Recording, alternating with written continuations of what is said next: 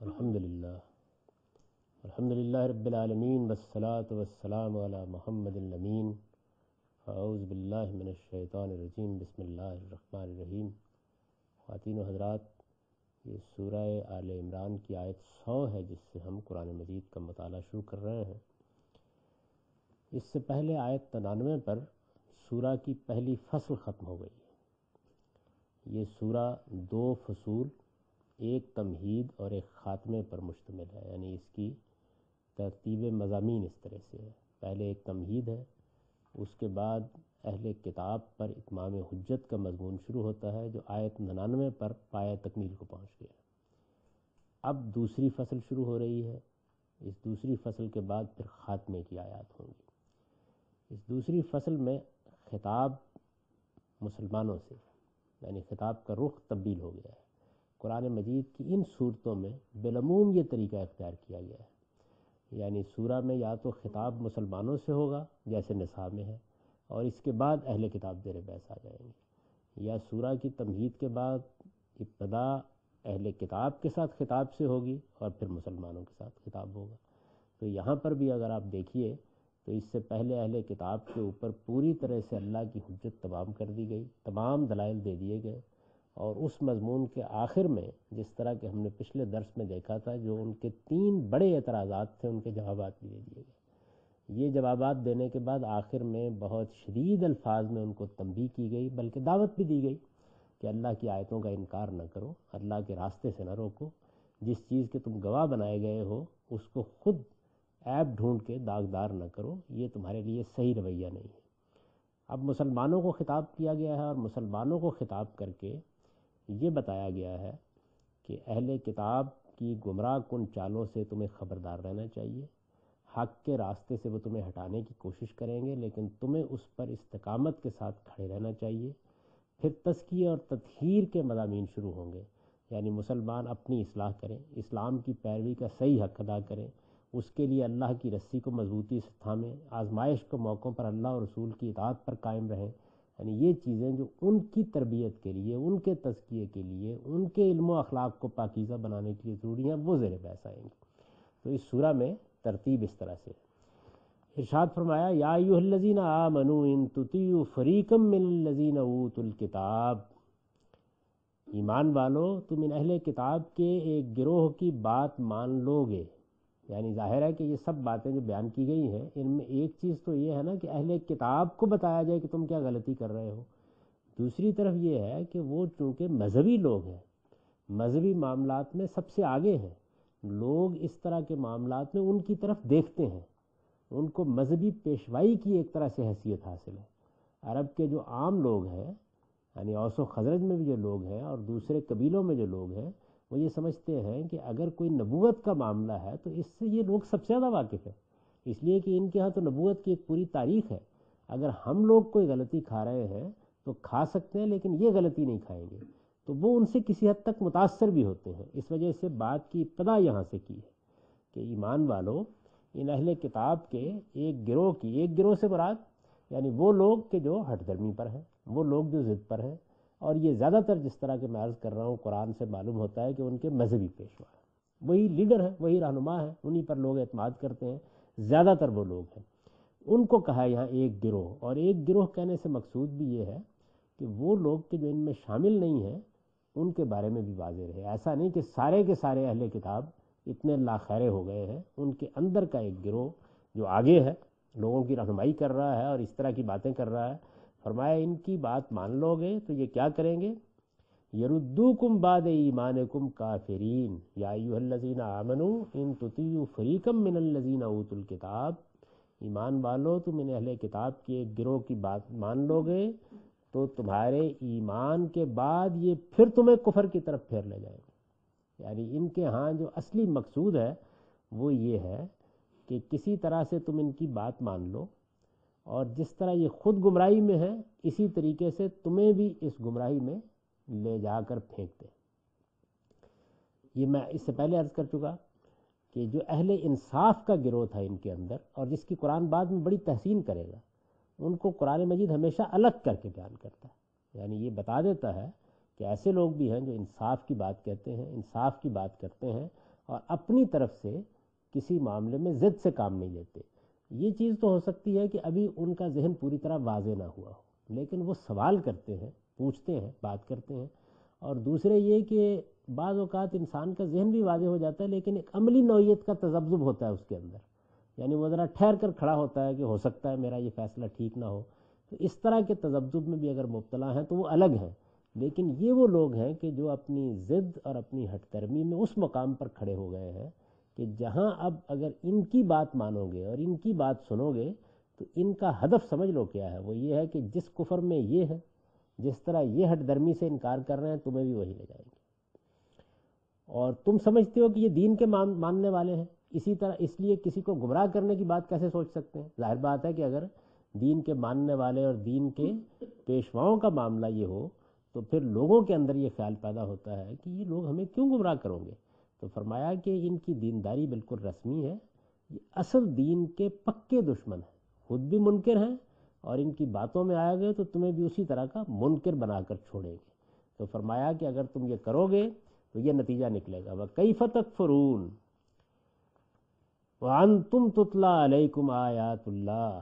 فرمایا مسلمانوں اس بات پر متنبہ رہو، یعنی ان کے بارے میں متنبہ رہو، یہ جو بات تمہیں بتائی گئی ہے اس کے بارے میں متنبہ رہو اور غور کرو کہ تمہارا کفر میں پڑنا کس طرح جائز ہو سکتا ہے جبکہ تمہیں اللہ کی آیتیں سنائی جا رہی ہیں۔ یعنی یہ ٹھیک ہے کہ یہ بھی کچھ کہہ سکتے ہیں، لیکن تمہارے اوپر تو اللہ کی کتاب نازل ہو گئی ہے، اللہ کا پیغمبر تمہارے درمیان میں موجود ہے، اللہ تعالیٰ کی آیتیں تمہارے سامنے پڑھی جا رہی ہیں، حقائق تم پر واضح کیے جا رہے ہیں۔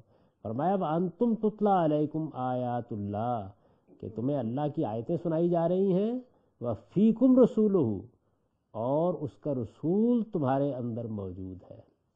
اس کے باوجود حق کو چھوڑتے ہو تو اس سے بڑی کوئی محرومی اور بدبختی نہیں ہو سکتی۔ اللہ کے حضور میں پیش کرنے کے لیے اس کے بعد کوئی عذر تمہارے لیے باقی نہیں رہے گا۔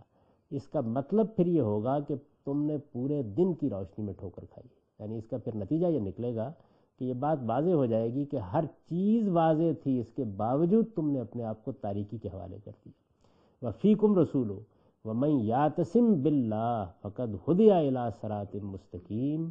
فرمایا لہٰذا اللہ کو مضبوطی سے پکڑے رہو، اللہ کو مضبوطی سے پکڑے رہو، یعنی نرم و گرم ہر طرح کے حالات میں حق کے راستے پر قائم رہو، اللہ تعالیٰ کے احکام، ہدایات اور اس کی کتاب سے کسی حال میں روگردانی نہ کرو، جو کچھ بتایا جا رہا ہے اس کے اوپر قائم ہو کر اللہ کی بندگی کا حق ادا کرو۔ تو فرمایا کہ اللہ کو مضبوطی سے پکڑے رہو اور یاد رکھو کہ جو اللہ کو مضبوطی سے پکڑے گا سمجھ لو کہ اسے سیدھی راہ کو پا لیا۔ یعنی اللہ کو مضبوطی سے پکڑو گے تو راستہ کبھی گم نہیں ہوگا۔ اپنی خواہشات نفس کے ہاتھ میں باغ دے دو گے تو پھر اس کے بعد وہی معاملہ ہوگا جو ان بدقسمتوں کے ساتھ ہو رہا ہے۔ یا ایھا الذین آمنوا اتقوا اللہ حق تقاتہ، ایمان والو اللہ سے ڈرو جیسا کہ اس سے ڈرنے کا حق ہے۔ یہ اللہ کو مضبوطی سے پکڑنے کی حقیقت بیان کی ہے، یعنی جب یہ کہا کہ اللہ کو مضبوطی سے پکڑو اور جب یہ کہا کہ جو اللہ کو مضبوطی سے پکڑے گا وہ پھر سیدھی راہ پا گیا، وہ کبھی گمراہ نہیں ہوگا، تو اللہ کو مضبوطی سے پکڑنے کا مطلب کیا ہے؟ اس کا مطلب قرآن نے اگلی آیت میں یہ واضح کیا کہ اس طرح اللہ سے ڈرو جس طرح سے اس سے ڈرنے کا حق ہے۔ یہ جو لفظ ڈرنا استعمال کیا جاتا ہے یا خوف کا لفظ استعمال کیا جاتا ہے، یا یہاں قرآن مجید نے تقوی کا لفظ اختیار کیا، یعنی حدود کا لحاظ کرو، اللہ کے معاملے میں متنبہ رہو، اللہ سے ڈرتے رہو، تو بالعموم لوگ خیال کرتے ہیں کہ یہ تو گویا کوئی ڈراوا دینے کا طریقہ ہے۔ دیکھیے جو خوف ہے یہ عقلی بھی ہوتا ہے اور یہ وہمی بھی ہوتا ہے۔ اوہام کی بنیاد پر جو خوف پیدا ہوتا ہے وہ اصل میں یہ ہے کہ جیسے کسی بھوت کا خوف، کسی گھر میں آپ جا رہے ہیں تو وہاں کوئی آپ کو اس طرح کی صورتحال نظر آ جاتی ہے، وہ خوف ہے کہ جو اوہام سے پیدا ہوتا ہے۔ ایک عقلی خوف ہے، عقلی خوف یہ ہے کہ آپ کو نظر آ رہا ہے کہ سامنے پل ٹوٹا ہوا ہے، اندیشہ ہے کہ میں گر جاؤں گا وہاں پہ، اس کے بارے میں متنبہ ہونا۔ یعنی ایک بچے کے اندر، بچہ بڑا نڈر ہوتا ہے، کوئی خوف نہیں ہوتا، سانپ پکڑ لے گا، لیکن کیوں؟ اس لیے کہ وہ عقلی لحاظ سے، شعوری لحاظ سے یہ نہیں جانتا کہ سانپ کے کاٹنے کا کیا مطلب ہے۔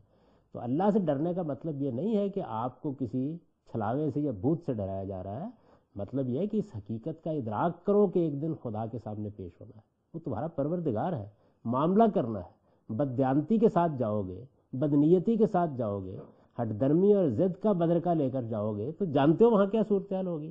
یہ وہ اندیشہ ہے جس اندیشے کو ہر صاحب عقل آدمی کو اپنے پیش نظر رکھنا چاہیے۔ دنیا میں بھی ہم اسی اصول پر بات کرتے ہیں، تو یہ سمجھ لینا چاہیے کہ یہ وہ چیز ہے کہ جس کو قرآن بیان کرتا ہے۔ تو اس کو بتایا، اس میں جو لفظ تقویٰ استعمال کیا ہے، اس میں ظاہر ہے کہ یہ کہا ہے کہ اتقوا اللہ حق کا تقاتہ ہی، اللہ سے ڈرو جیسا کہ اس سے ڈرنے کا حق ہے۔ لیکن انسان تو اتنا ہی ڈر سکتا ہے اور اتنا ہی متربع رہ سکتا ہے جس طرح کہ قرآن مجید نے سورہ تغابن میں یہ بتایا ہے کہ فاتقوا اللہ ما استطعتم، یعنی جتنی ہمت ہے اتنا خدا سے ڈرتے رہو۔ تو یہ بات بھی اس کے منافی نہیں ہے، مطلب یہ ہے کہ ڈرے گا آدمی یا متربع رہے گا یا حدود آشنا ہوگا یا اللہ تعالیٰ کے معاملات کی پابندی کرے گا تو اتنا ہی جتنا ایک اس کے اندر ہمت ہے۔ ہمت اور طاقت سے بڑھ کر اللہ نے اپنے دین میں، اپنی شریعت میں کوئی ذمہ داری انسان پر نہیں ڈالی، لیکن خدا سے ڈرتے رہنے کا حق سمجھتے ہوئے ڈرے گا، یعنی یہ جان کر ڈرے گا کہ معاملہ میرا پروردگار سے ہے۔ خدا کے جو حقوق بندے پر ہیں وہ کسی اور کے نہیں ہیں۔ خدا نے جو حدود قیود قائم کیے ہیں، ان کی جو توڑ دینے کی سزا مقرر کی ہے، وہ تمام تر بندوں کی دنیوی اور اخروی بہبود کے لیے کی ہے۔ ان کی پابندی سے خدا کو کوئی فائدہ نہیں پہنچتا بلکہ بندوں ہی کو پہنچتا ہے۔ ہم بھی جو جزا و سزا کا نظام نافذ کرتے ہیں وہ معاشرے کی اصلاح کے لیے، لوگوں کی اصلاح کے لیے، ان کی بہبود کے لیے کرتے ہیں، یعنی جزا و سزا یا عدالتوں کے نظام سے نظام کو تو کوئی فائدہ نہیں پہنچتا، وہ انسانوں ہی کے لیے کیا جاتا ہے، اور وہ اس حدود سے اگر تجاوز کر جائے تو پھر ہر آدمی اس کو مذمت کی نگاہ سے دیکھتا ہے۔ تو اللہ نے بھی جو جزا و سزا کا قانون قائم کیا ہے وہ انسانوں کے لیے کیا ہے۔ خدا کی آنکھیں ہر جگہ نگران ہیں، دلوں کے وسوسوں سے باخبر ہے، خدا کی پکڑ سے کوئی دوسرا بچا نہیں سکتا، دنیا اور آخرت دونوں میں وہ سزا دے سکتا ہے، ہمیشہ کے لیے دے سکتا ہے۔ تو یہ اصل میں وہ چیزیں ہیں کہ بندہ ان کو سامنے رکھ کر جب خدا سے ڈرتا ہے تو پھر وہ اس کے صحیح مفہوم میں خدا سے ڈرتا ہے۔ یعنی اگر آدمی نے یہ نہیں سمجھا تو پھر وہ اللہ سے ڈرنے کا حق ادا نہیں کر سکتا۔ انسانوں کے ڈر سے بھی انسان بہت سے معاملات کرتا ہے، لیکن اللہ کا ڈر، اللہ کا تقویٰ یہ ہے جس کو یہاں بیان کیا کہ اتقوا اللہ حق کا تقاتہ، اللہ سے ڈرو جس طرح کہ اس سے ڈرنے کا حق ہے۔ وَلَا تَمُوتُنَّ إِلَّا وَأَنْتُمْ مُسْلِمُونَ، اور دنیا سے رخصت ہو تو ہر حال میں اسلام پر رخصت ہو، یعنی دنیا سے جانے کا موقع آ جائے تو اس موقع تک تمہیں اسلام ہی پر قائم رہنا ہے۔ وَاعْتَصِمُوا بِحَبْلِ اللَّهِ جَمِيعًا، اور اللہ کی رسی کو سب مل کر مضبوطی سے پکڑو۔ وَلَا تَفَرَّقُوا، اور تفرقے میں نہ پڑو۔ یہ جتنی باتیں یہاں ارشاد فرمائی ہیں ان میں سے ایک ایک چیز کو لے لینا چاہیے۔ یہ جو فرمایا کہ لا تموتن الا وانتم مسلمون، تو مطلب یہ ہے کہ خدا سے یہ جو ڈرنے کی تاکید کی جا رہی ہے یا اس کی اطاعت پر قائم رہنے کے لیے کہا جا رہا ہے، یہ زندگی بھر کا معاملہ ہے، اس میں کسی انقطاع کی گنجائش نہیں ہے۔ شعور کی عمر کو پہنچو گے تو یہ جد و جہد شروع ہوگی، یعنی جیسے ہی شعور آئے گا اور خدا کا صحیح شعور تمہارے وہم و گمان اور تمہارے علم و عقل میں داخل ہو جائے گا، اس کے بعد سے لے کر یہ جد و جہد ہے، یہ زندگی کے آخری سانس تک جاری رہے گی۔ لہذا خبردار رہو، اتمام سے ذرا پہلے بھی اگر یہ سلسلہ ٹوٹ گیا تو محنت ضائع ہو جائے گی۔ یعنی یہ جو فرمایا کہ لا تموتن الا وانتم مسلمون، تو مطلب یہ ہے کہ یہ معاملہ ایک دن کا نہیں ہے، 2 دن کا نہیں ہے، اللہ نے امتحان کی جتنی مدت مقرر کی ہے اس ساری مدت میں اسی تقوی کے ساتھ جینا ہے، اللہ سے اسی ڈر کے جینا ہے۔ اس سے یہ بات بھی واضح ہو گئی کہ یہ راستہ کوئی ہموار راستہ نہیں، اس میں نشیب آئیں گے، فراز آئیں گے، اتار چڑھاؤ آئیں گے، آزمائشیں ہوں گی، فتنوں سے دوچار ہوگا آدمی، شیاطین ہیں وہ بھی آئیں گے اور شب خون ماریں گے، معاندین بھی آئیں گے، در اندازیاں کریں گے، فساد انگیزیاں کریں گے، طمع لائیں گے اور ورگلانے کے لیے طمع اشوا گری کرے گا، خوف دمکانے کے لیے اپنے اسلحے سنبھالے گا، جو ان سب مرحلوں سے ایمان و اسلام کو بچاتے ہوئے اس منزل تک پہنچ جائیں گے جو اللہ نے ایمان والوں کے لیے مقرر کر رکھی ہے۔ اور وہ منزل کیا ہے کہ آدمی زندگی کے آخری مرحلے تک اسی اسلام، اسی اطاعت، اسی خدا کے تقوی پر قائم رہے۔ اس وقت جب وہ جان آفرین کے سپرد کریں گے اور اس موقع کے اوپر جو قرآن نے اس کا نقشہ کھینچا ہے کہ وہ یہ کہیں گے کہ پروردگار ہم آ گئے ہیں اور پروردگار یہ کہے گا کہ میری جنت میں داخل ہو جاؤ راضیتم مرضیہ، تم مجھ سے راضی میں تم سے راضی۔ تو یہ چیز ہے کہ جس کو قرآن مجید نے یہاں اعتصام باللہ سے تعبیر کیا ہے، اللہ کی رسی کو مضبوطی سے تھامو، یہ بیان کیا، اور پھر اس کی پوری وضاحت کر دی کہ اللہ کی رسی کیا ہے۔ اللہ کی رسی قرآن مجید ہے، یعنی قرآن ہی وہ رسی ہے جو آسمان سے زمین تک خدا اور اس کے بندوں کے درمیان تلی ہوئی ہے۔ یہی ہمارے اور ہمارے پروردگار کے درمیان واسطہ، یہی عہد و میثاق ہے۔ اللہ کی رسی کو مضبوطی سے پکڑنے کا مطلب اس کے سوا کچھ نہیں کہ ہم اس کی کتاب کو مضبوطی سے پکڑیں اور کسی حال میں اس سے الگ نہ ہوں۔ پھر اس کے ساتھ جمیعاً کی قید ہے، پھر لا تفرقو کہہ کر کہ تفرقے میں نہ پڑھو مزید تاکید کی ہے۔ اس کا مطلب کیا ہے کہ یہ مسلمانوں سے مطالبہ کیا گیا ہے کہ وہ اپنی اجتماعی حیثیت میں، اپنی انفرادی حیثیت میں ہر حال میں اللہ کی رسی کو مضبوطی سے تھامیں، اپنے شیرازے کو پراگندہ نہ کریں، ایک جمعیت بن کر قرآن سے وابستہ ہوں، اسے پڑھیں، اس کی آیتوں پر تدبر کریں، اس سے نصیحت حاصل کریں، خدا کی اتاری ہوئی ایک میزان، ایک ترازو سمجھ کر کے اس میں ہر چیز کو تولنا ہے، اپنے تمام معاملات میں اسی قرآن کو مرجع بنائیں، اس کے کسی حکم، کسی فیصلے کے سامنے کسی دوسری چیز کو کوئی وقت نہ دیں۔ یہ مطلب ہوگا اعتصام بحبل اللہ کا، کہ اللہ کی رسی کو مضبوطی کے ساتھ پکڑو، جیسے فرمایا کہ اعتصموا بحبل اللہ جمیعا۔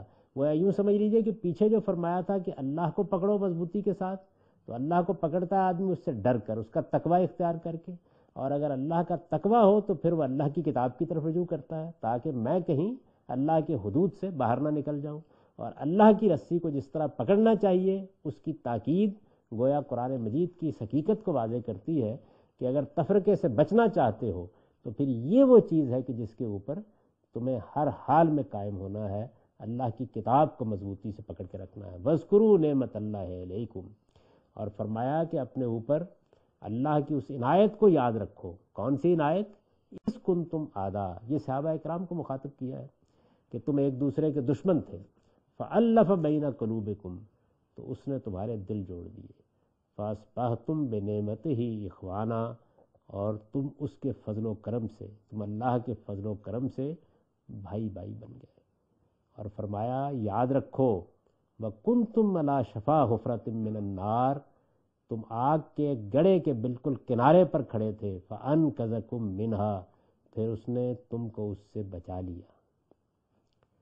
یہ صحابہ کرام کو رسالت میں آپ صلی اللہ علیہ وسلم کی جو اس وقت جماعت تھی اس کو یہ بتایا کہ تمہارے اوپر اللہ کا کتنا کرم ہوا ہے۔ عربوں کی تاریخ سے جو آدمی واقف ہے وہ جانتا ہے کہ قرآن کے نازل ہونے سے پہلے ان کا ہر قبیلہ دوسرے قبیلے کا دشمن تھا، اور یہ آپس میں جنگ و جدال برپا کیے ہوتے تھے۔ ان کی جنگوں کی داستانیں ان کے ادب میں، ان کی شاعری میں بکھری پڑی ہیں۔ مذہبی حیثیت سے بھی ان کے مابین وحدت کا کوئی رشتہ باقی نہیں رہا تھا۔ کہنے کو تو سب سیدنا ابراہیم علیہ السلام کی اولاد تھے، لیکن ہر قبیلے نے اپنا دیوتا الگ کر لیا تھا، اور سیاست، معیشت، ان تمام معاملات میں بھی ان کے مفادات باہم متصادم ہو چکے تھے۔ قرآن آیا اور قرآن مجید نے ان کو ایک رشتے میں پرو کر موتیوں کی لڑی بنا دیا، اور جو ایک دوسرے کے دشمن تھے وہ ایک دوسرے کے جگری دوست اور غمخوار بھائی بن گئے۔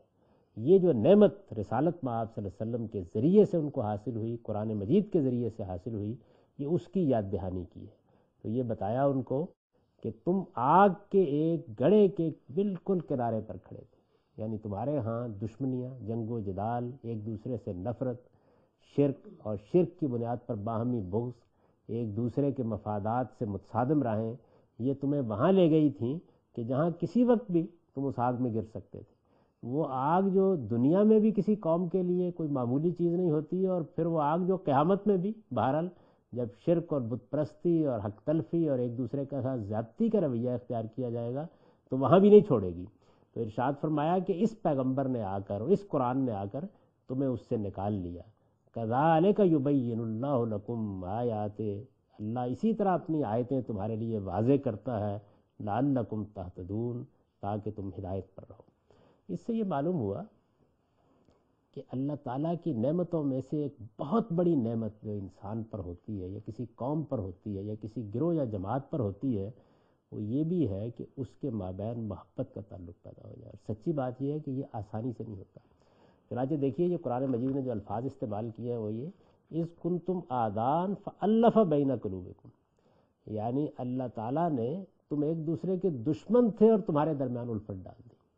یہ اللہ کا بڑا کرم ہوتا ہے، ورنہ چھوٹے چھوٹے معاملات، چھوٹی چھوٹی چیزیں قوموں، گروہوں اور جماعتوں کو ایک دوسرے سے پھاڑ دینے کا باعث بن جاتی ہے۔ انسانوں کی انا ایسی ہے اور وہ اتنی جلدی بدگمانی میں مبتلا ہو جاتے ہیں اور مفادات کے ایسے اسیر ہوتے ہیں کہ جس کی بنیاد پر 4 آدمیوں کے لیے بھی مل کر چلنا آسان کام نہیں ہوتا۔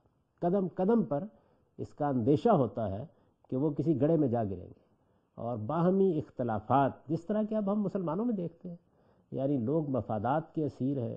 کوئی 2 آدمی مل کر کام کریں تو یہ توقع نہیں ہوتی کہ وہ زندگی نبھا دیں گے اور ایک دوسرے کے معاملے میں اعتماد میں رہیں گے۔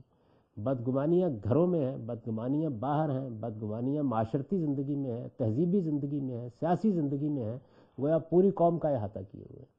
آپ اگر گرد و پیش کے ماحول پر نگاہ ڈال کے دیکھیں تو معلوم ہوتا ہے کہ جو اخلاقی انحطاط ہے وہ سب سے بڑھ کر جس چیز میں نمایاں ہوتا ہے وہ قومی انتشار ہے، یعنی پوری کی پوری قوم انتشار اور اضطراب میں مبتلا ہو جائے گی، اس لیے کہ اخلاقی لحاظ سے لوگ ایک دوسرے پر اعتماد کرنے کے لیے تیار نہیں ہوتے۔ یہ جو بد اعتمادی کی فضا ہے یہ ایک طرح سے اعتماد کا بحران پیدا کر دیتی ہے، اور پھر اس سے نکلنا آسان نہیں ہوتا۔ تو اللہ تعالیٰ نے خاص طور پر صحابہ کرام کو توجہ دلائی کہ میری بہت بڑی نعمت تم پر یہ ہوئی، بہت بڑی نعمت یہ ہوئی کہ میں نے تمہاری اس دشمنی کو محبت میں بدل دیا، تم میرے فضل و کرم سے بھائی بھائی بن گئے، اور جو تمہارے ہاں تمہاری قومی صورتحال تھی جس کا نتیجہ دنیا میں بھی آگ کا گڑھا تھا اور قیامت میں بھی آگ کا گڑھا، اس سے تمہیں نکال لیا۔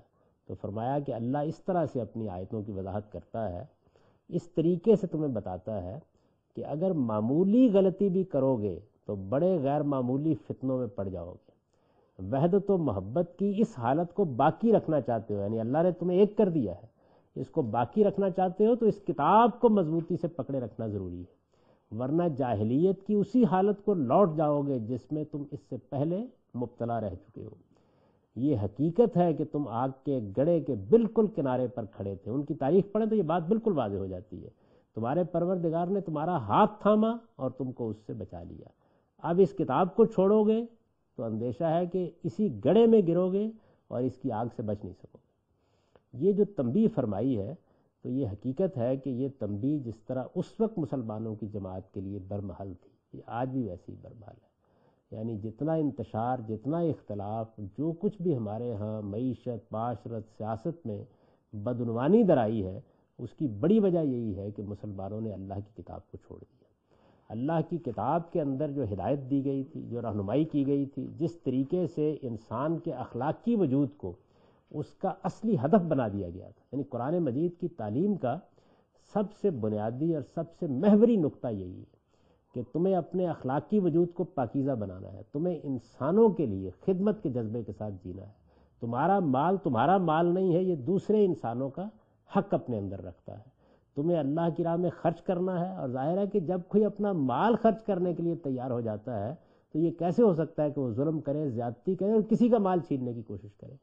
تو یہ چیز جو ہے یہ اخلاقی لحاظ سے انسان کو پاکیزہ بناتی ہے۔ قرآن مجید کی اصل دعوت یہی تھی، اور قرآن مجید کو آج بھی آپ پڑھیے تو ہمارے یہاں جو عام طور پر قصے اور کہانیاں اور نور اور بشر کی بحثیں اور اس طرح کی چیزیں وہ ان سے بالکل خالی ہے۔ وہ تو اس سادہ حقیقت کے اوپر انسان کو دعوت دیتا ہے کہ نیکی کی اصل چیز کو دریافت کرنے کی کوشش کرو۔ وہ اللہ پر سچا ایمان ہے، اس کے حضور میں پیشی کا احساس ہے، جواب دہی کے احساس کے ساتھ جینا ہے، اور یہ جواب دہی جس بنیاد پر ہونی ہے وہ تمہارے اخلاقی وجود کی پاکیزگی ہے۔ یہ اخلاقی وجود جتنا پاکی، جس کو قرآن نے کہا نا عمل صالح، یعنی ایسا عمل، تم سے ایسا عمل صادر ہونا چاہیے جو تمہیں بھی درست رکھے، جو تمہارے ماحول کو بھی درست رکھے، جو تمہارے معاشرے کو بھی دستور رکھے۔ یہ عمل صالح بعض اوقات چیزیں جب ایک اصطلاح بن جاتی ہیں تو لوگ اس کے مفہوم اور معنی پر غور نہیں کرتے۔ بڑی خوبصورت تعبیر ہے، یعنی ایک عمل وہ ہے کہ جو آپ کرتے ہیں تو وہ آپ کی ذات میں بھی فساد کا باعث بنتا ہے، آپ کے گھر میں بھی فساد کا باعث بنتا ہے، آپ کے معاشرے میں بھی فساد کا باعث بنتا ہے۔ اور ایک عمل وہ ہے کہ جو آپ سے صادر ہوتا ہے تو وہ ہر جگہ صلاح کا باعث بنتا ہے، ہر جگہ فلاح کا باعث بنتا ہے۔ وہ کون سا عمل ہے؟ ظاہر ہے وہ وہی عمل ہے کہ جس میں انسان اپنے اخلاقی وجود کی معرفت حاصل کرے اور اس کو دریافت کر لے، اپنے آپ کو پہچانے کہ میرا اصلی شرف کیا ہے، میں ایک اخلاقی وجود ہوں، میں اپنی پاکیزگی کو اس مقام تک پہنچاؤں گا جہاں پر اس کو پہنچنا چاہیے تو میں انسانیت کے شرف سے امتیاز حاصل کروں گا، نہیں پہنچاؤں گا تو پھر میرے اور حیوان میں کوئی فرق نہیں۔ تو قرآن مجید کی تعلیم یہی تو فرمایا کہ اگر قرآن کو پکڑے رکھو گے اور اس کو اپنی تمام چیزوں کا محور و مرکز بناؤ گے، جس کو میں ہمیشہ تعبیر کرتا ہوں کہ اس امت کے زوال میں جو بہت بڑی چیز شامل ہوئی وہ یہ کہ اس نے قرآن کو نہ اپنے علم کا محور و مرکز بنایا ہے نہ اپنے عمل کا محور و مرکز بنایا ہے۔ یعنی علم میں آپ مذہبی مدرسوں میں چلے جائیے، دینی تعلیم میں چلے جائیے، آپ علم کلام فقہ کے مباحث کو دیکھ لیجئے، قرآن کو محور بنا کر دین کو سمجھنا جس طرح کہ قرآن چاہتا ہے کہ ایسا ہو، وہ ہمارے علم سے نکل گیا۔ اور یہی وجہ ہے کہ اس کے بعد پھر فضائل کی داستانیں ہیں، پھر قصے ہیں، پھر کہانیاں ہیں، پھر اسی نوعیت کی چیزیں ہیں، فروع کی بحثیں ہیں، اور ایسی چیزیں ہیں کہ جن کا نہ زندگی سے کوئی تعلق ہے۔ زندگی کی سب سے بڑی حقیقت تو وہی ہے جس کو قرآن کہتا ہے کہ خدا کے حضور میں جواب دہی کے احساس کے ساتھ جینا۔ مجھے ایک دن اپنے پروردگار کے حضور میں جانا ہے، میں کم نہیں تول سکتا، میں دھوکہ نہیں دے سکتا، میں ملاوٹ نہیں کر سکتا، میں بددیانتی نہیں کر سکتا، میں کسی آدمی کے ساتھ کوئی ظلم نہیں کر سکتا۔ یہ اس وقت آپ کے اندر چیز حقیقی معنوں میں پیدا ہوگی جب آپ اللہ تعالیٰ کے حضور میں جواب دہی کے احساس کے ساتھ جئیں گے۔ اور ایک یہ ہے کہ دین کے اندر وہ چیزیں جن کا تعلق رسوم سے، سوسائٹی کے نظم سے یا کچھ علامتی حقیقتوں کی یاد دہانی سے ہے، ان کو اصل بنا لیا جائے اور اس حقیقت کو فراموش کر دیا جائے۔ تو یہ چیز ہے جس کو قرآن مجید یہاں بیان کر رہا ہے۔ اب بھی قرآن ہی حقیقت میں اگر محور و مرکز بن جائے تو اس کا نتیجہ کیا نکلے گا؟ اس کا نتیجہ یہ نکلے گا کہ دین کے معاملے میں آپ کے پاس ایک ایسی میزان آ جائے گی جس پر آپ ہر چیز کو پرکھ کے دیکھ سکیں۔ آپ 2 لمحوں میں اگر تعصبات سے اپنے آپ کو اٹھا لیں تو فیصلہ کر لیں گے کہ حق کیا ہے اور باطل کیا ہے۔ آپ ما بعد طبیعیات کی ان بحثوں سے نکل جائیں گے جو ہمارے ہاں لوگوں کی بڑی دلچسپی کا باعث بنی اور بڑی بڑی ذہین شخصیتوں نے اپنے آپ کو ان کی نظر کر دیا، اور آپ کا سارا رجحان پھر یعنی جب ظاہر ہے کہ یہ مسئلہ حل ہو جائے گا کہ خدا کیا ہے، خدا کی معرفت کیا ہے، خدا کی صفات کیا ہے، خدا کے حضور میں جواب دہی کا صحیح طریقہ کیا ہے، یہ مسئلہ واضح ہو جائے گا تو آپ فلسفے اور علم کلام کی ان بحثوں سے نکل کر صحیح شرح پر کھڑے ہو گئے۔ اب آپ کی ساری توجہ طبعی علوم پر اور اس زندگی کو سنوارنے پر ہوگی، اور اس کا نتیجہ یہ نکلے گا کہ پھر آپ سائنسی حقیقتوں کی طرف رجوع کریں گے اور ہام سے نکل جائیں گے۔ یہ دونوں چیزیں جو ہیں یہ قرآن مجید پیدا کر دیتا ہے۔ جب اس کی طرف آپ رجوع کرتے ہیں تو یہاں یہ فرمایا کہ اس خدا کی رسی کو مضبوطی کے ساتھ پکڑو، اس کو پکڑو گے تو اس کے کچھ نتائج نکلیں گے، اور وہ نتائج یہ ہیں کذالک یبین اللہ لکم آیاتہ لعلکم تہتدون۔ اللہ اسی طریقے سے اپنی آیتیں تمہارے لیے واضح کرتا ہے تاکہ تم ہدایت پر رہو، تم صحیح راستے پر رہو۔ وَلْتَكُمْ مِنْكُمْ أُمَّةٌ يَدْعُونَ إِلَى الْخَيْرِ وَيَأْمُرُونَ بِالْمَعْرُوفِ وَيَنْهَوْنَ عَنِ الْمُنْكَرِ۔ اب مسلمان ایک جمعیت بن چکے ہیں، ان کا ایک باقاعدہ نظم قائم ہو چکا ہے۔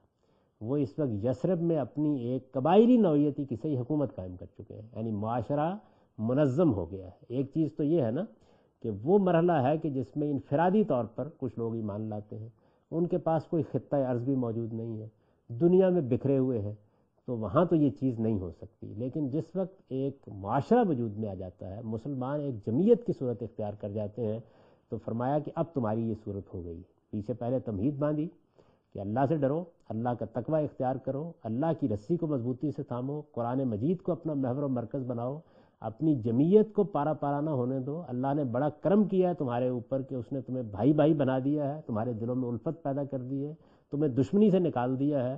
اللہ نے یہ بات تم پر واضح کر دی، اب اس پر قائم رکھنا، یعنی اس صورتحال پر قائم رکھنا، یہ تمہاری اجتماعی ذمہ داری ہے۔ سوسائٹی کو بچے پیدا ہوتے ہیں، لڑکپن بچپن کے مراحل سے گزرتے ہیں، جوان ہوتے ہیں، شعور کی عمر کو پہنچتے ہیں، بہت سے انحرافات میں مبتلا ہوتے ہیں۔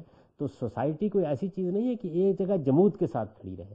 اس لیے سوسائٹی کے بارے میں یہ بات اب طے ہے کہ اس کے اندر جس طرح فرد کو اپنی انفرادی ذمہ داریاں ادا کرنی ہوتی ہیں، اسی طرح سوسائٹی کی کچھ اجتماعی ذمہ داریاں بھی۔ جس طریقے سے یہ نہیں ہو سکتا کہ والدین یہ کہیں کہ ہم نے بچے کو پیدا کر دیا، ٹھیک ہے، کھلا پلا رہے ہیں، اس کی تہذیب نفس، اس کی تعلیم، اس کی تربیت کی ہم پر ذمہ داری نہیں ہے۔ یہ اگر وہ نہیں کریں گے تو پھر معاشرہ حیوانوں کا جنگل بن جائے گا۔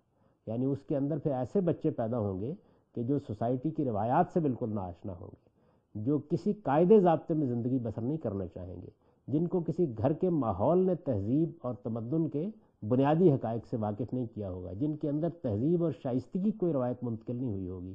انسان کا جو سرمایہ ہے وہ ان کو میراث میں ملا ہی نہیں ہوگا اور اس کے بغیر وہ نکل کھڑے ہوں گے۔ بالکل اسی طریقے سے جب سوسائٹی تنظیم کی صورت اختیار کر لیتی ہے تو یہ ضروری ہوتا ہے کہ اس کے اندر ایک نظم قائم کیا جائے۔ چنانچہ اس وقت بھی پوری انسانیت کا اس پر اجماع ہے کہ انسانوں کو ایک بے رائی کے گلے کے طور پر نہیں چھوڑا جاتا، بلکہ جہاں کہیں بھی انسان بستے ہیں، کیونکہ انسان کے اندر خیر و شر دونوں کا تصادم رہتا ہے، ہر وقت اس کا امکان ہوتا ہے کہ برے لوگ سوسائٹی کے اندر ڈاکہ، چوری، زنا، قتل، تخریب، تحریب اس طرح کے جرائم کو فروغ دیں گے، فساد پیدا کر دیں گے۔ تو کیا کیا جاتا ہے کہ سوسائٹی کے اندر ایک نظم قائم کر دیا جاتا ہے۔ وہ قبیلے کی سطح پر قائم ہوتا تھا، پھر اب اسٹیٹ کی صورت میں قائم ہوتا ہے۔ ریاست یہی کرتی ہے، یعنی ریاست میں یہی ہوتا ہے کہ ایک پورا کا پورا نظم آپ وجود میں لے آتے ہیں۔ اس کے اندر 3 ادارے آپ جانتے ہیں کہ بڑے بنیادی ادارے ہوتے ہیں۔ عدلیہ کا ادارہ، یعنی ظاہر ہے کہ کوئی ایک آپ جزا و سزا کا نظام قائم کرتے ہیں۔ خدا نے جزا و سزا کا وہ نظام قیامت پہ برپا کر رکھا ہے، تو اسی کی ایک فرع کے طور پر یہاں پر بھی آپ انسانوں کی تنظیم کرتے ہیں تو جزا و سزا کا نظام قائم کرتے ہیں، جس کو آپ عدالت سے تعبیر کرتے ہیں۔ یعنی کوئی قانون ہے، کوئی ضابطہ ہے، کچھ قاعدے سوسائٹی نے بنا دیے ہیں، جو اس کی خلاف ورزی کرتا ہے اس کو آپ سزا دیتے ہیں، اور جو اس کے مطابق زندگی بسر کرتا ہے اس کے لیے آگے بڑھنے کے مواقع پیدا ہوتے ہیں۔ تو عدالت یا عدلیہ یا انصاف کا نظام یا جزا و سزا کا نظام، یہ انسانی سوسائٹی کی ناگزیر ضرورت ہے، ہر سوسائٹی کے اندر قائم ہوتا ہے۔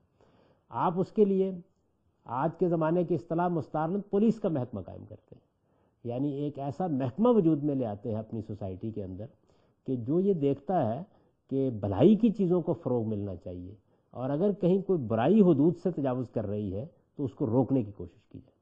اور یہ جو محکمہ ہے یہ دنیا کے اندر سارے انسانوں کا، یعنی کوئی ایسی اسٹیٹ نہیں، کوئی ایسا نظام نہیں، قدیم قبائلی نظام میں بھی کچھ نہ کچھ لوگ اس کے لیے مقرر ہوتے تھے۔ قوموں کی سرکشی کو روکنا ناگزیر ہو جاتا ہے، جس کو آپ کہتے ہیں کہ کوئی قوم، ہم نے اگر ایک اپنا قومی نظم قائم کر لیا ہے یا ایک جگہ اپنے لیے ایک منظم صورت پیدا کر لی ہے، تو انسانوں کی سرکشی انفرادی نہیں ہوتی، قوموں کی قومیں سرکش ہو جاتی ہیں، تو آپ اس کے لیے اپنی فوج کا ایک محکمہ قائم کرتے ہیں۔ تو یہ اصل میں جو نظم ہے یہ بالکل انسانی فطرت کا ظہور ہے۔ یہ مذہب کی تعلیم نہ ہوتی تب بھی انسان قائم کرتا ہے، یعنی ہر معاشرے کے اندر اس کو مانا جاتا ہے۔ فلسفیانہ بحثیں اپنی جگہ، لیکن یہ حقیقت ہے کہ اس نظم کے بغیر کسی معاشرے کا تصور نہیں کیا جا سکتا۔ کمیونزم نے اس کے بغیر خواب دیکھا، لیکن وہ خواب شرمندہ تعبیر نہیں ہو سکا، اس لیے کہ وہ انسانی فطرت کے خلاف تھا۔ انسان کی فطرت چونکہ ایسی ہے کہ اس کے اندر خیر و شر کی ایک کشمکش برپا کی گئی ہے، خیر اور شر دونوں کا الہام کیا گیا ہے، اس وجہ سے یہ ناگزیر ہے۔ تو وہاں معاشرہ منظم ہو رہا تھا۔ یہ ساری تمہید میں نے اس لیے باندھی کہ قرآن مجید میں اب وہ موقع آ گیا کہ جس میں معاشرے کی تنظیم ہو گئی ہے، یثرب میں ایک چھوٹی سی ریاست وجود میں آ گئی ہے۔ ان مسلمانوں کو کچھ بنیادی ہدایات دینے کے بعد یہ کہا کہ اب اس پر سوسائٹی کو قائم رکھنے کے لیے ایک نظم کی ضرورت ہوگی، اور اس نظم میں وَلْتَکُم مِّنکُم اُمَّۃٌ، چاہیے کہ تمہارے اندر سے کچھ لوگ مقرر ہوں۔ کس کام کے لیے مقرر ہوں؟ یدعون الی الخیر، یہ سوسائٹی کو خیر کی دعوت دے۔ دیکھیے دوسرا لفظ استعمال کیا، نیکی کے لیے خیر کا لفظ، وہ چیزیں جو انسانی بھلائی کی چیزیں ان کی دعوت دیں۔ وَیَأْمُرُونَ بِالْمَعْرُوفِ، اچھے باتوں کا حکم دیں، اچھے باتوں کی ترغیب دیں، اچھے باتوں کی تلقین کریں۔ وَيَنْہَوْنَ عَنِ الْمُنْکَرِ، اور بری باتوں سے روکیں۔ یعنی وہ چیزیں جو انسانیت کے ہیں، یہ دونوں لفظ بڑے اہم ہیں۔ معروف کا مطلب ہے وہ باتیں جو سب انسانوں کے درمیان مانی ہوئی ہیں کہ وہ اچھی باتیں ہیں، اور منکر کا مطلب ہے وہ باتیں جو سب انسانوں کے مابین مانی ہوئی ہیں کہ وہ بری باتیں ہیں۔ فرمایا وہ یہ کریں، وَأُولَٰئِکَ هُمُ الْمُفْلِحُونَ، تم یہ اہتمام کرو اور یاد رکھو کہ جو یہ اہتمام کریں گے وہی فلاح پائیں گے۔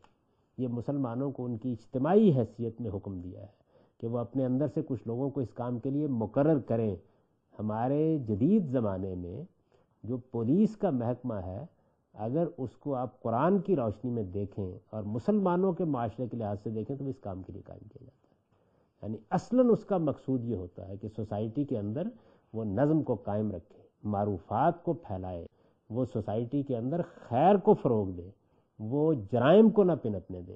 اس طرح اس کے لیے دو اہتمام مسلمانوں نے اپنے معاشرے میں کی۔ ایک تو یہی ہے جو دنیا بھر میں کیا جاتا ہے، لیکن پولیس کا محکمہ اب زیادہ تر خاص ہو گیا ہے قابل دست اندازی پولیس جرائم کے لیے، کگنیزیبل جو چیزیں ہوتی ہیں ان کے لیے۔ جو عمومی تعلیم تلقین ہے اس کے لیے مسلمانوں کے ہاں مسجد کا نظم قائم کیا گیا، یعنی ایک ایسا ادارہ، ایک ایسی تربیت گاہ، ایک ایسی عبادت گاہ بنا دی گئی کہ جس میں یہ قانون قائم کیا گیا کہ ہر جمعے کے دن مسلمانوں کا سربراہ آئے گا یا اس کا نمائندہ آئے گا، اور وہ آ کر لوگوں کے سامنے جواب دہ بھی ہوگا اور وہ تلقین و نصیحت بھی کرے گا ان کو۔ یعنی یہ جو آیت ہے اس کے تحت دو ادارے وجود پذیر ہوئے، ایک پولیس کا ادارہ اور دوسرا مسجد کا نظم، جو بدقسمتی سے ہمارے ہاں فرقہ بندیوں کی نظر ہو گیا۔ اس میں کچھ اور چیزیں بھی ہیں، ان پر ہم ذرا تفصیل سے اگلی نشست میں گفتگو کریں گے، کیونکہ یہ اہم آیت ہے۔ پھر اس کو سمجھنے میں بھی لوگوں نے غلطی کھائی ہے، اس کے معنی اور مدعا کے بارے میں بھی بعض غلطیاں ہوئی ہیں، ان پر بھی تنبیہ ضروری ہے۔ تو ان چیزوں کا میں کچھ تفصیل سے ذکر کروں گا۔ اس وقت ہم یہیں ختم کرتے ہیں اور اب ایک نظر اس کے ترجمے پر ڈالتے ہیں۔ ارشاد فرمایا ہے، ایمان والو، تم ان اہل کتاب کے ایک گروہ کی بات مان لو گے تو تمہارے ایمان کے بعد یہ پھر تمہیں کفر کی طرف پھیر لے جائیں گے۔ اس پر متنبہ رہو اور غور کرو کہ تمہارا کفر میں پڑنا کس طرح جائز ہو سکتا ہے جبکہ تمہیں اللہ کی آیتیں سنائی جا رہی ہیں اور اس کا رسول تمہارے اندر موجود ہے۔ لہٰذا اللہ کو مضبوطی سے پکڑے رہو اور یاد رکھو کہ جو اللہ کو مضبوطی سے پکڑے گا تو سمجھ لو کہ اس نے سیدھی راہ کو پا لیا ہے۔ ایمان والو، اللہ سے ڈرو جیسا کہ اس سے ڈرنے کا حق ہے، اور دنیا سے رخصت ہو تو ہر حال میں اسلام پر رخصت ہو، اور اللہ کی رسی کو سب مل کر مضبوطی سے پکڑو اور تفرقے میں نہ پڑو، اور اپنے اوپر اللہ کی اس عنایت کو یاد رکھو کہ تم ایک دوسرے کے دشمن تھے تو اس نے تمہارے دل جوڑ دیے، اور اس کے فضل و کرم سے تم بھائی بھائی بن گئے، اور یاد رکھو کہ تم آگ کے ایک گڑھے کے بالکل کنارے پر کھڑے تھے، پھر اس نے تم کو اس سے بچا لیا۔ اللہ اسی طرح اپنی آیتیں تمہارے لیے واضح کرتا ہے تاکہ تم ہدایت پر رہو، اور چاہیے کہ تمہارے اندر سے کچھ لوگ مقرر ہوں جو نیکی کی دعوت دیں، بھلائی کی تلقین کریں اور برائی سے روکتے رہیں۔ تم یہ اہتمام کرو اور یاد رکھو کہ جو یہ کریں گے وہی فلاح۔ اقول قولی ھذا واستغفر اللہ لی ولکم ولسائر